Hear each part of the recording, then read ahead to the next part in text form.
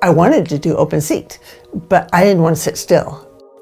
And I wanted the dance floor. And so I just was like, oh, why not have an open floor?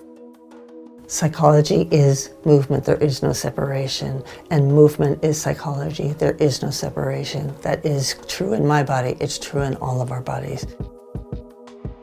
Welcome to Voices of Esalen. I'm Sam Stern. Today my guest is Dr. Andrea Juhan, a revered figure in the realms of somatic psychotherapy, dance, and yoga. As a co-founder of Open Floor International, Andrea has helped foster a global community dedicated to using conscious movement and dance to promote creativity, social justice, and well-being. Andrea's journey really began at Esalen as a young adult in the late 1970s seeking refuge and direction. In our conversation, Andrea shares her experiences from those formative years and explains how the dynamic and expressive environment of Esalen fostered her deep interest in the embodied movement practices that would define her career. We talk about the Esalen massage crew of the early 1980s, her relationship with Gabrielle Roth, what it was like to work in the gazebo preschool under Janet Ledterman, and of course the legendary Gestalt open seats with Dick and Chris Price. Along the way, we address catharsis, trauma, encounter, and more. So with no further ado, let's delve into this thoughtfur discussion on the healing powers of movement and self-discovery with Dr. Andrea Juhan. Hi, I'm Andrea Juhan. I live here in Big Sur. This has been homeland for me for many years. Were you born in Big Sur? No, I was born in Marin County, California. Can you tell me how you came to Esalen? Yeah. I came as a child because my father was a student of Fritz Perls and Janet Ledterman in those early days. And so he brought us, the kids, to kind of, on a weekend or something. So I would say in 68, 67 or something was my first time kind of being here just as a child. But I came in 1977 to be a work scholar because my father thought that it would be good for me. And I thought, why would I pay to go work somewhere? And he's like, I'll pay, you go. He bargained with me because I wanted to go to Europe. So he said, I'll buy you a round trip ticket if you go do 1 month at Esalen. And it was brilliant. I did 1 month at Esalen. I did a whole European tour for about 9 months. And then my mother was dying. She died and I came back here. Yeah, it was a tough time for me, but this was a refuge. It was such a refuge for me. What was it like? It was so exciting. It was just so exciting. And just, how many people come to Esalen and they're just like, there's so much beauty and so much possibility. And I felt that. And then, I felt just joy and a lot of interest. There was a lot of possibility for us in those days to study. And it all felt doable and fun. And I had a rough time through high school. So it was like delinquency and difficulties and trauma. And I had my cohorts, but I think I was, how would I say it? I think there was just unaddressed trauma, if I use today's language. There was just things that, from my childhood and from the era I was raised in, the 1960s in Marin, that was a wild time. Child rearing practices were, basically most of the adults were reliving their adolescence. I don't think that was that great for me. Kind of a laissez-faire attitude towards child rearing. Totally. And no protection. And I would have needed that. And I think that's why my father sent me here. He knew I needed the care that he couldn't give me, and with my mother gone, that she couldn't give me. I think he just knew I needed to be institutionalized. And this is a benign institution. It just is. It is. I mean, for me, it really was. And Janet Ledterman was my first friend. Janet Ledterman took me under her arms because she knew my dad and she knew our family. I think she just saw me as kind of a lost soul. She brought me over to gazebo and she just cared for me. She really cared for me and really guided me. And that was beautiful. It was, and I found, of course, Dick and Chris Price. I was part of the, all the open seats, part of the institution, right? It was part of what could hold me and help me. To that point, had you taken part in group psychology? No. But no, I was too young. But it was like an ambiance or an environment that I was super familiar with because our family, good old typey parents, Berkeley grads, we went to these summer camps, all naked, body painting, so this was not that different for me of an environment. It was a bit more sophisticated. Within the first week here, I fell in love with a man who was on the massage crew. And we had a very special connection. And so when I left, we had been keeping correspondence, and he was the reason I came back. And he was my first husband and the father of my son. And that's Dean Juhan. Yeah, he was on the massage crew. He's written a book. He's just an exemplar body worker and intellectual and academic, really studied in anatomy and physiology. So I learned a lot from him. It seems like that fits the atmosphere of Esalen at the time, which I think of as an intellectualized look at the body, or more than the body. You know, I would say that it wasn't in those years. In those years, particularly I would say through the 70s and the 80s, which is the primary time I was here, it was mostly about expression. Can I get what's in me out? I think there was a lot of feeling of being repressed in society, feeling boundaried in society, feeling like who I am is not okay. You know, those were the years of primal scream work. I remember that very well. And Gabrielle Roth, who I met very early on, was about expression. It's like, can we move? Can we just get it out? And also the open seats were less refined than we would see these days. The open seats are very much about, let's just get what's in there out. Tell me more about that. A lot of pillow pounding, a lot of wrestling, tearing, throwing, yelling. Yeah, it was almost like catharsis was viewed as healing. And in some degree it was. And in some other areas it really was not. Why was catharsis in some ways insufficient? Oh, well, what we know now and what we saw then, I mean, particularly like with the holotropic breath work, that was a big thing going on. You know, and Dick Price had a lot of people here who were at the edge of what they could tolerate psychically, emotionally, and they would go over the edge and we would sit with them. I think a lot of that was getting triggered because there wasn't an understanding of how the nervous system works. There wasn't an understanding of how trauma is in the body, and that if the body has too much activation, we lose consciousness. We don't gain consciousness. And I think the idea was like a lot of activation, if somebody's really repressed, is good to kind of break through defenses, but you never know why somebody needed those defenses. You know, we have defenses for a very good reason. In retrospect, I could say I really saw that we were wholeheartedly wanting to bring out the good in people and expand. And I think that there wasn't that finesse that we needed around really understanding defenses and understanding what the nervous system would need to integrate the material that was being protected by those defenses. You know, as a field, we've just grown. We really have grown. I love it. I love that I've been alive long enough to see these kind of trends come and go.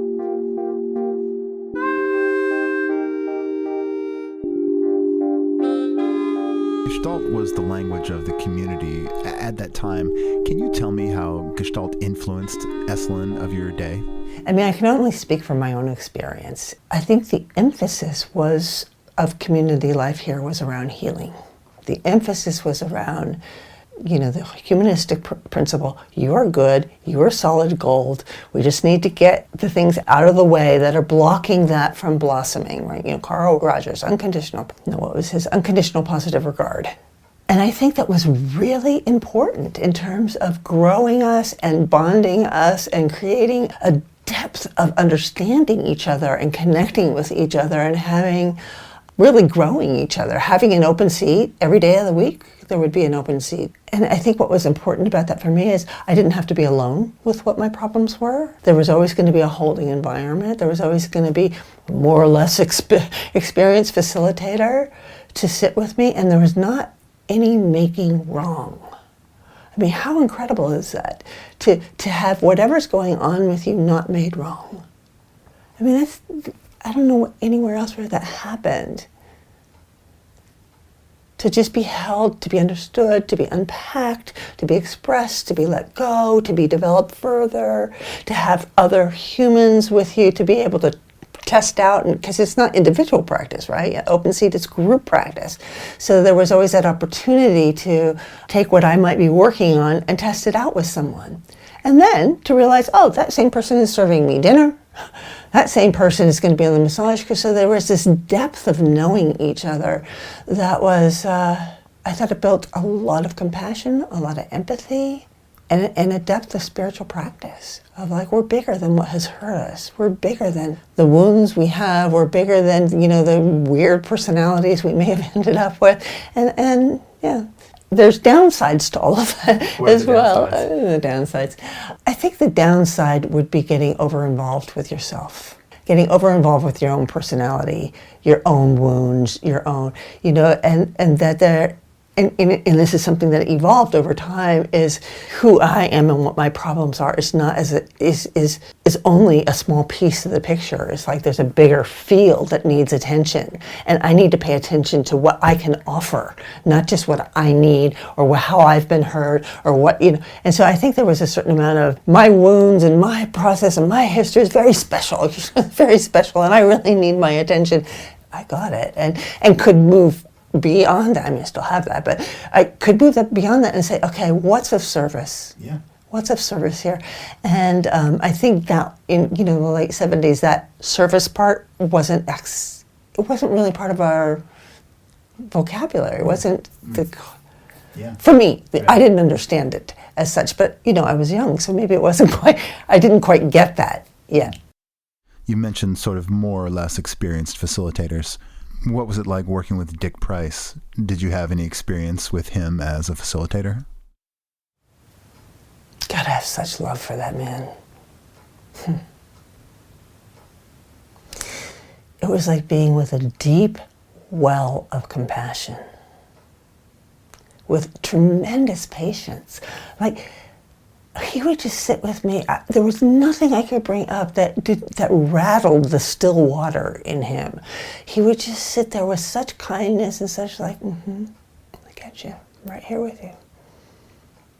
I can remember so many different sessions working through childhood pains, and he was just, I don't know, maybe I idealize him, but pure love. I feel teary. Yeah. And I think he was an inspiration for so many of us. Maybe we couldn't be at his level, but that inspiration of being able to provide what he could provide for us. And Chris, I really include Chris in that. She has a different quality. I would say Dick was a bit more impersonal. She may be more personal, just in terms of style. But the same deep, abiding compassion and love and skill. Just like, I've been here. I know those places in myself, so there's not much you're going to bring up that's going to throw me here.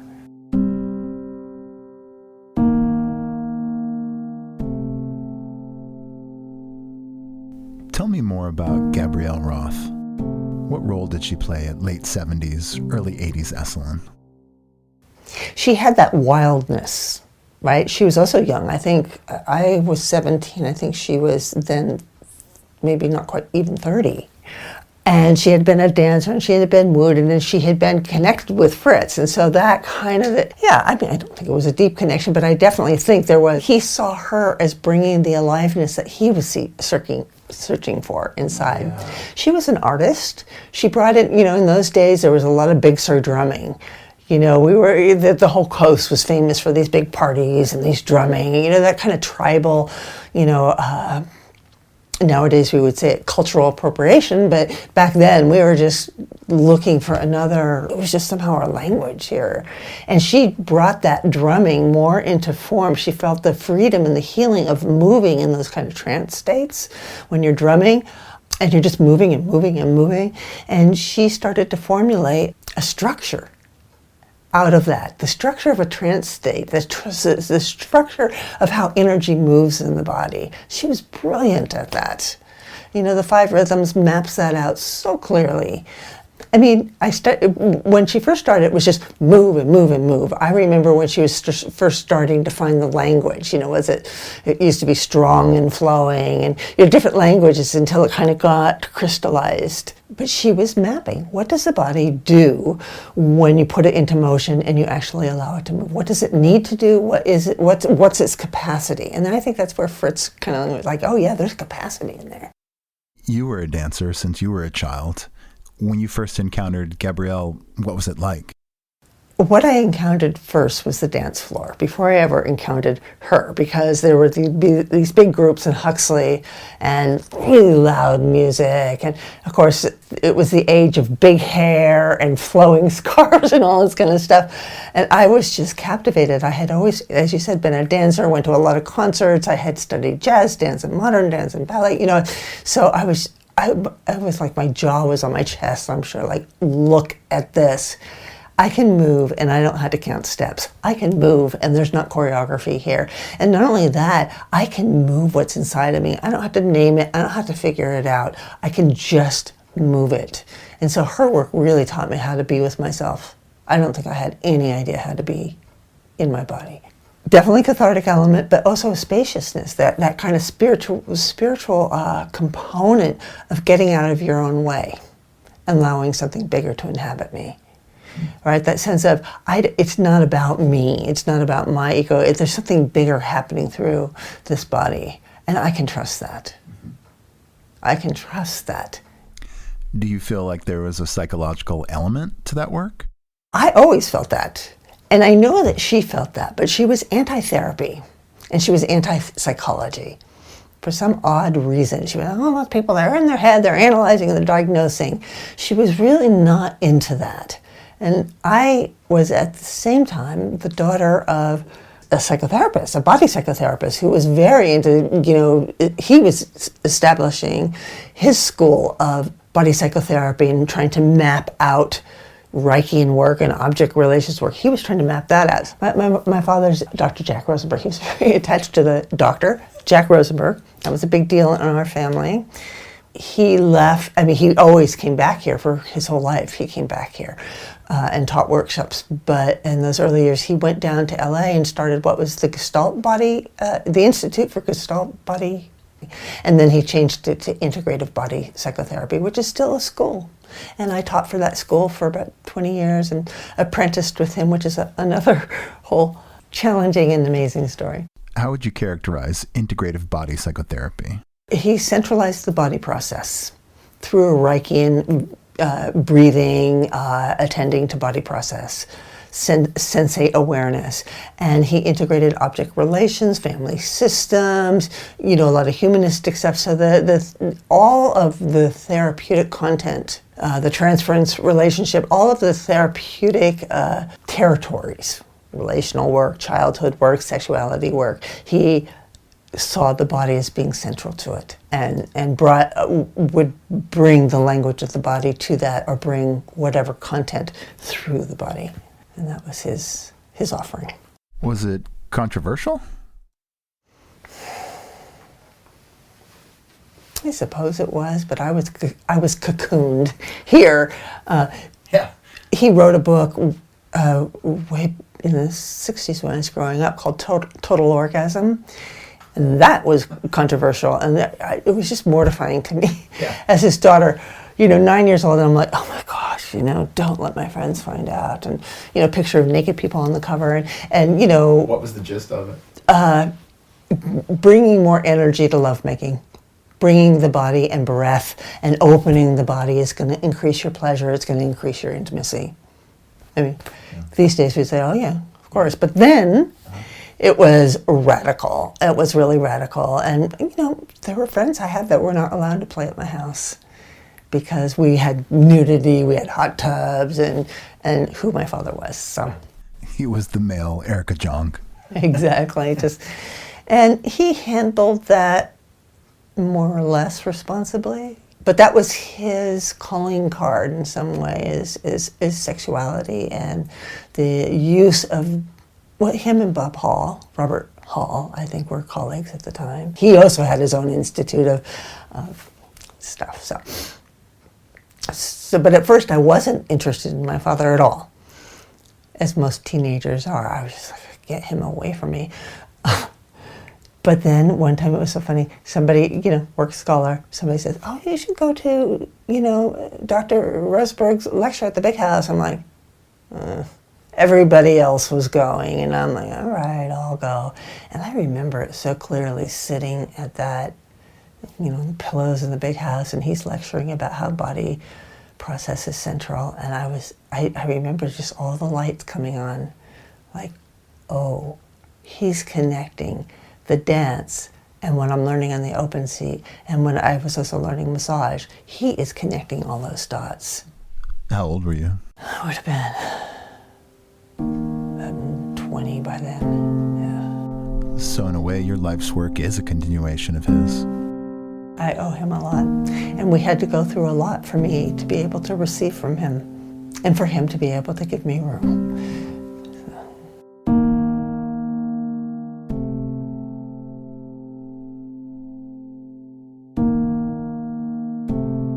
I think Anna Halpern gets a place here. Anna Halpern and Gabrielle, I don't think were that connected, but they were happening at the same time. What was interesting about Anna Halpern's work? It started to include the psychological in ways that I understood. Some Jungian work and some more articulation of our narrative, our own personal narrative, in a personal way. Gabrielle was interested in our emotions, but more in an archetypal way, in a kind of a bigger way. But with Anna Halpern, Anna had a beautiful way of mapping things and creating ritual and creating scores would be her word, and body drawings. We did a lot of just kind of work around imagery. I mean, their work is so sophisticated now with Daria spending all these decades just evolving it. And back then, I think it was a bit more just coming into the AIDS crisis. So there was a lot of work with, can we be with the pain and suffering of what's happening? Can we move this? Can we be inclusive? And that was a beautiful thing. Anna Halpern and Mary Whitehouse and Marion Chase would be the three dancers that come from traditional modern dance and then started to evolve it into, rather than performance art, healing art. And that was a key turning for those of us who are movers that aren't performers, never had an interest in being a performer, but were movers. And they I think they really defined how movement can be a healing art. I'm sure there's others in there. Natalie Rogers also did some of that, but she was more kind of from the creative zone, the arts zone. What about Janet Ledterman and Gazebo? The story is that she had been a student of Fritz's and she was interested in Gestalt awareness, and she envisioned a place where the tenets of Gestalt awareness practice could be applied to early childhood education. Was that true, do you think? Or was it just kind of simply an outdoor preschool? Oh, no, it's very true. No, because to be a teacher at Gazebo, we had to go through training. And basically, our training was to undo all these parental patterns. It was really important what she offered. She was a consultant to my parents raising us, thank God. They needed that. And there was something about not shaming children for their kind of the rawness of emotion or the rawness of how they are in the world as they're trying to, I mean, there's, again, now we have better language for it, but in her days is they need a place to be raw. They need a place to just be kids, to be dirty, to be on the ground, to work things out between each other, to find their socialization, to explore bodies, and to not be interrupted in that. And I think a lot of what I learned about child care is how to get out of the way and let children be children, let them find their way, let them learn to trust their bodies, let them learn to trust their instincts, and only intervene if they were in danger of hurting themselves or things or others. Otherwise, you don't intervene. You just really let them be. I think back then there was a lot more room around kids' bodies. Is there still Pottyville? Yeah. Oh, good. I love Pottyville. Just around toilet training and all of it. There was no shame around any of that. There was no, oh, you're bad, or pee is bad, or poo is bad. None of that was bad. It was just like, oh, we have some protocols here. You got to wash your hands. You got to do things. But it's not anything to be ashamed about. You are a person. You're a little person. But you are a person. You are not a sub-person because you are little. And my son got to go to that school, which is so beautiful. And now he has children. And I see his gazebo training with them. I see it. It's so beautiful. It lives on. It really lives on.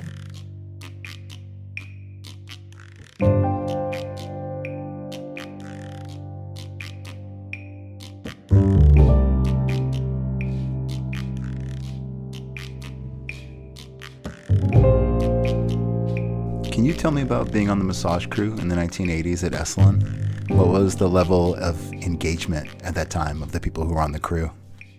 I studied hard. I really studied hard. Al Drucker was also around. I did his whole deep tissue training, and we got a lot, Noel Delavet was around doing Rolfing. And so I think, and then there was, the crew of women, and there were some men, but there were people who were so devoted to the body, to understanding the body and understanding the structure of the body, and how can I move the body and expand its capacity for energy, and also how can I undo all of the knots that this body has gotten. And so much, I think the ocean and the hands met somehow in Esalen massage, ocean hand, and how to get out of, again, how as a practitioner to get out of the way. What I learned being what a weird thing, but I was on the massage crew by 20, I was on the massage crew. So that's a young woman working on a lot of strange people. And I really learned to just, no matter what that body, no matter, anybody could sign up with me. And no matter what it was, how to get myself out of the way and connect in with who they are through my hands. And that was, such a good thing to learn. Not to be adverse, not to be judgmental, not to make assumptions about who this person is by whatever size or weight or gender or color or whatever. It's like none of that was part of my job. My job was to put my hands on this being and find some ease. And in those days, we worked completely naked. There was we didn't put a towel around our waist. It's like now, you just wouldn't consider that. I didn't think about it. Didn't occur to me to be shy or ashamed or anything about that. And what was interesting, I think about that, is here I am working naked all day. I'm young. I'm in an environment with a lot of adults. I never felt unsafe. I just never felt unsafe. And I had trauma. I had trauma from before I got here. But here I never felt unsafe. Do you have any sense of why that is? Yeah. Probably because of the Gestalt awareness practice. I knew I could say what I needed, and I think other people respected that. Maybe someone else would say something different. I don't know. Or maybe there was just enough on offer that someone didn't have to transgress. You could always find, needs were being met. Needs were being met. Mm-hmm. Were you around for the transition to practitioners being clothed? I heard that happened around the mid-'80s. I was on the edge of it. I remember just as I was leaving, getting sarongs, putting sarongs around my waist, but still bare-breasted. I kind of shifted out of massage and moved into, I worked in 23C, and I did body work, and I did therapy. By then I was doing my internship, which was not really kosher here, but I had done my BA and I wanted my license, and so I was seeing people on property and doing therapy. What did that look like? I was doing gap work basically, and integrating what I was learning from my dad around, more object relations, kind of more structured. Also, there was Virginia Satir. I got to work with her. I got to work with Carl Whittaker. Just like these greats in the field. And so I was just here, figuring it out, trying to put it together. And such willing, beautiful clients. I still see some of them around the property. And I think one thing that I really see in my life now as a clinician is one thing I learned here that most people don't learn unless they live in a very small village or community, is the role of dual relations. Right? I would sit in therapy with somebody and then go pick my kid up at school, and they might be the teacher, or they might be serving me lunch. And so how it is to kind of hold dual relations, many relations, with integrity, with respect, with good communication, so we all know what role we're in with each other at any given time. I think that's a pretty good skill. It's really human. And yet, as a clinician, most of my colleagues in all the clinical programs, you even avoid trying to be in the parking lot at the same time with your client. I'm like, and here it was the complete opposite, that who you are in your wholeness didn't diminish from your capacity to be a professional. And who you are in your wholeness as a client didn't diminish the fact that you were also professional in your job, cook or whatever you do. Yeah. So why did you leave? Did your work take a different turn? Esalen was turning. And I think why I left is I got a divorce. And Dean moved to Mill Valley. He left.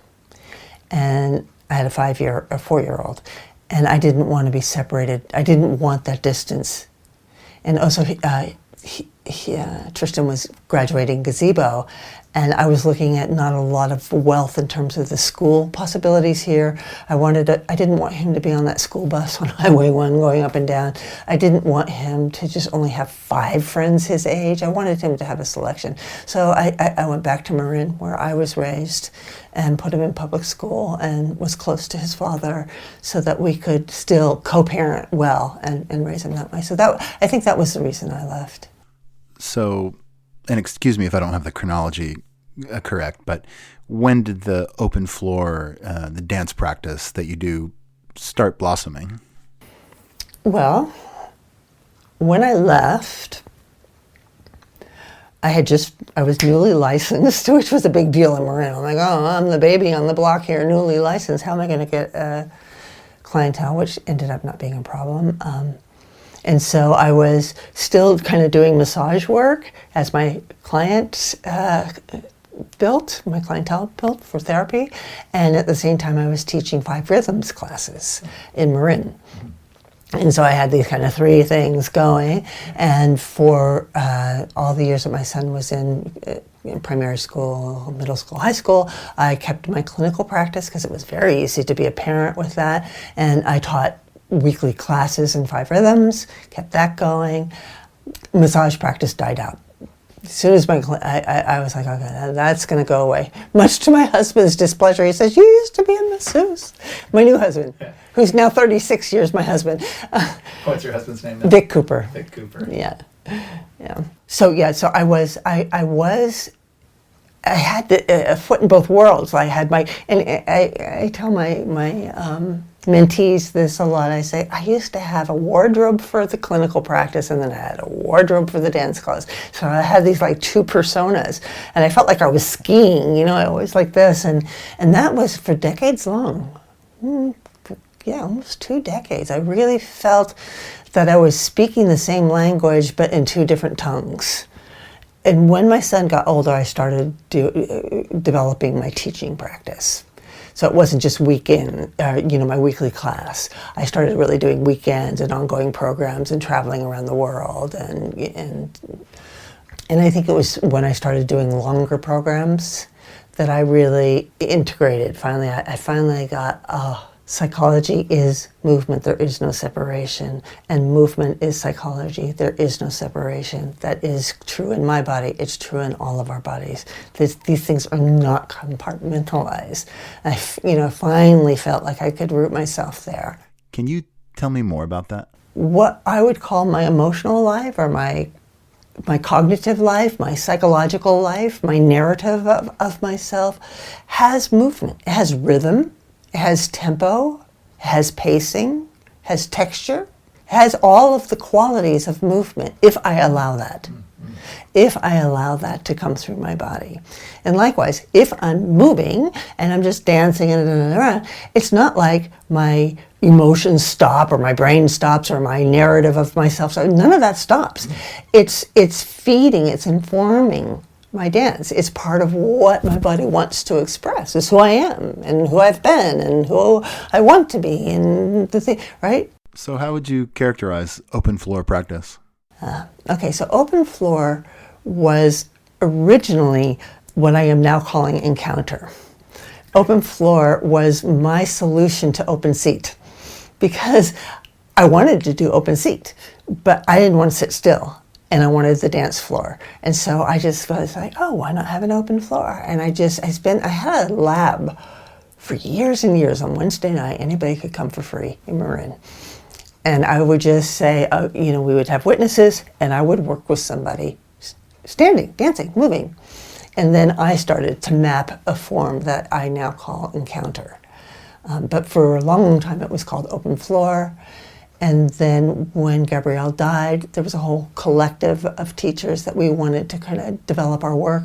And I thought, I think open floor could be an umbrella for a school of work that included all of the dimensions of our embodiment, included all the dimensions of our relationship. Oh, cool. So open floor became a school, and I kind of readopted the word encounter because I wasn't in the early groups, but I was in those later groups. Really? You know, I did work with Will Schutz, and I did get to do that, and I loved it. I just taught a workshop this weekend called Potency, Power, and Pleasure, which is a real homage to those days. I think that there's something so important that I learned in those encounter groups of just flexing the muscle of meeting others. Meeting others, even if it's difficult, even if it's hard, even if I'm scared, even if I don't like it, but that sense of teaching myself to go towards someone else, meet them and see what's there, see what I can learn. And I loved that. I really learned how to do that. And I've been just feeling like in our cultural understanding of trauma, and our emphasis on ancestral trauma, global trauma, and how that's getting reenacted. It's all important. It's all really good. We need to understand how to unhook trauma. But I worry a little bit. Are we losing our potency? Are we losing our capacity to be an adult? Are we losing our capacity to meet challenge? And I just feel like we need to meet challenge right now.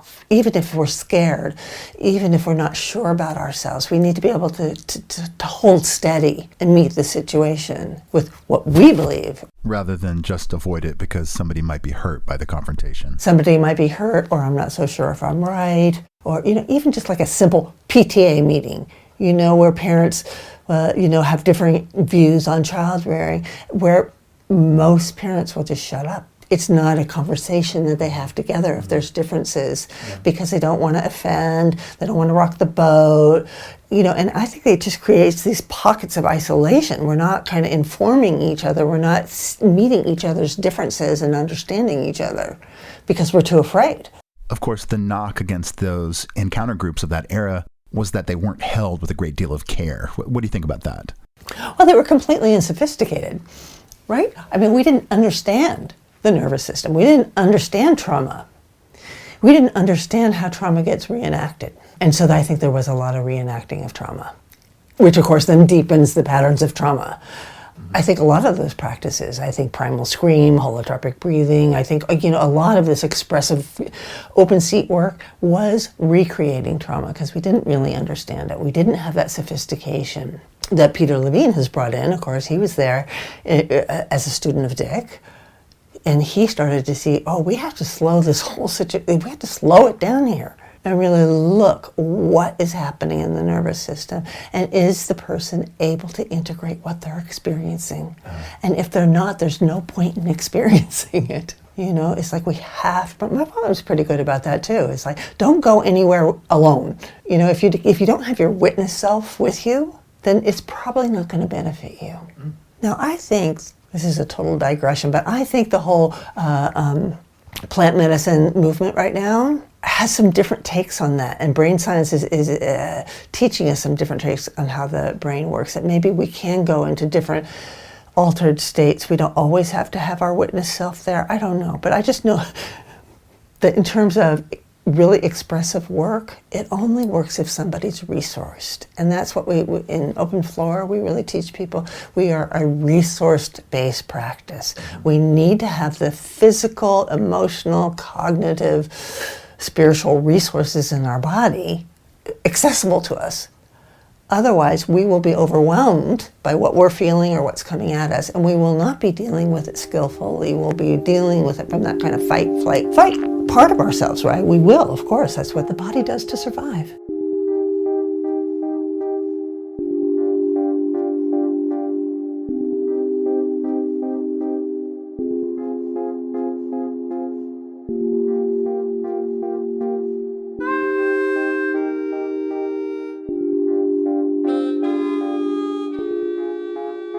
Can you tell me a bit more about some of the dynamics of the encounter work that you do? Yeah, I love to, because I'm really excited about that. I mean, I've done a lot of different work, but I really feel at home in this mode because it incorporates all the things that I think are important. It incorporates the capacity to witness. First of all, in the encounter form, I see it very much like a ritual. A form is a ritual, a form is a mirror. We see ourselves when we have a form. So it's very structured that way. And one key component of it, and I think of each component as a practice, I'm practicing this component, is witnessing. How do I really witness? Am I going towards them? Am I going away from them? Am I having a lot of thoughts and judgments? Am I cheerleading? Oh, they should really get that out, or they should really, all the things that I know that people feel as a witness, because I've been a witness. To start to parse out, when am I actually a clear witness? When am I actually really open, available for what's happening there? And when am I starting to get preoccupied with being triggered by what they're doing, judging what they're doing, bored by what they're doing, any kind of reaction? So I separate those. So there's always movement. So if you're sitting in clear witness and you start to feel like you're not really witnessing, then you go to another part of the room, which I call the window right now. It's had different names, but it calls the window. So that's one component. The other thing about encounter that I think is a piece of those old days is when somebody steps up in front of a group, it's a charged situation. It heightens the activation. And in the language of, it's interesting, both Gestalt and neuroscience is using this language. I'm on purpose creating a safe emergency, something that's strong enough to activate the nervous system. And when we activate it that way, all sorts of patterns of defense will come up, protection, because of course I'm like, is this safe? And I want to make it a safe emergency so that the emergency is there so that we can look at what am I doing to protect myself? And what am I protecting myself from? And what if I didn't have to protect myself? What might others see, or what might I bring to the situation? So just by having one person at a time step out, as animals, you take one out of the herd, that's a big deal for our nervous system, right? It goes, whoa. I'm creating a safe emergency. So I work with that person, I facilitate, and we articulate different things that are coming up. Do you talk? Oh yeah, we talk, but it's in movement, but we start to give it words. If it has words, very often things don't have words. Particularly early material doesn't have words, pre-verbal material. So if it doesn't have words, we repeat movements. We always repeat movements, even with the words. So we try to articulate what's there, name it as best we can. Other people from the witnesses will come and hold it. Psychodrama comes at play here, where also Hakomi, where if someone takes over that for you with integrity, a skilled body, because we do a lot of practice being resourced, if a skilled body comes and takes that part, let's say, I'm afraid of, just obvious one, I'm afraid of being judged. And I get up there, I'm like this, I'm afraid of being judged. And if I have a bunch of skilled bodies come up and they know that and they feel it, I am free to release that. In Hakomi, that would be called taking over, I think. So that person, theoretically and experientially, is free to then see, what else is happening? And if they start going, I'm afraid, then they just go back to that clump. And if they feel they can drift away from it, they drift away from it. And they say, what else is here, right? So anybody in the group can support any part of any person. So it's a way of using your fear in service of somebody else. Your anger, right? There's a really angry part in the room. Somebody else who has a lot of pissed off energy can use that to support somebody else. Mm-hmm. And do you use the language of parts? When I hear that, I think IFS. Yeah, I think, parts to me has always been Gestalt. IFS is I guess, anyhow. But yes, parts, definitely parts. I call it, I have a workshop called the Community of Selves. So I consider it kind of like self-states. Kind of our multiplicity, self-states get to be articulated on the floor, and different people come to participate. And then you can step back and look, you can see. Sometimes there's a conversation between, I hate that part, or I feel compassion for that part. Or, that's not me. Well, who is that? If that's not you, who is that? Came from you. All these interesting conversations you can have. Witnesses are hopefully staying clear. So at any point in time, whoever's the mover on the floor knows there's somebody there who is a clear witness. Mm-hmm. One of the things that used to always bug me in open seat is not all facilitators, but after someone would do a session, are there any reflections? People say, "Oh yeah, that was so touching. That really, oh that happened." And I would sit there and say, "You're freaking sleeping. You weren't even present." I know, I was, and I used to felt like, I have to say something. And I didn't want that. I didn't want that in my work. And so if somebody wasn't present, you go to the window and you just do whatever you're with. In movement, in body, you own it. There's a mark on the floor. It's contained. It's very clear that if you're open this area, you're busy with you. You're still part of the group body, but at that moment, you're claiming you're busy with you. And I think that's normal. I think it's human. We are at times busy with ourselves. And how not to make that a problem or to pretend it's not happening. So often someone will go over there, "I'm judging." Out loud, I'm judging. Well, I think about those early encounter groups, what I know about them, and there was definitely, you could feel that the people were not always with one another.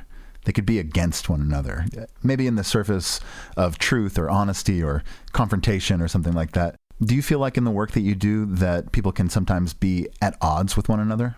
They do get at odds with one another, but because we do a lot of practice of ownership, right? All that gap ownership. How is that true about me? They may be at odds with each other for a moment, but through the form, one of the things I say, if you are judging something that's up there, if you hate that, if you think, oh God, that's just, I don't like that, then you go join them. Go join them and see what that has to do about you. See what you can learn about that. Or you could go over there and judge them. How is that like your life?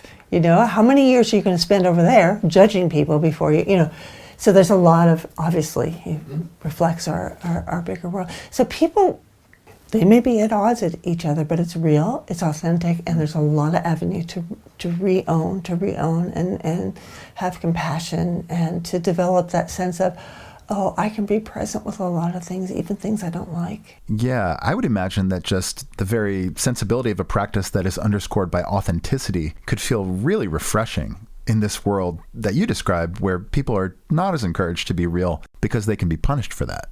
Right. Punished, shamed, humiliated, fired, all these things. And what I find in the encounter is we miss out on a lot of energy. When that's suppressed over there, the whole group misses out on the energy. Very often something that comes up in somebody on the encounter floor, very often someone will look over the window and go, "That's right. I judge myself too." It's like, "Oh, thank you. That's right. I didn't realize." So I think it feeds. If we're not trying to please each other, be a good person all the time, not rock the boat all the time, keep things smooth and together, if we take that risk to say, this is really who I am, this is what I'm with right now, it adds. We can learn to responsibly add.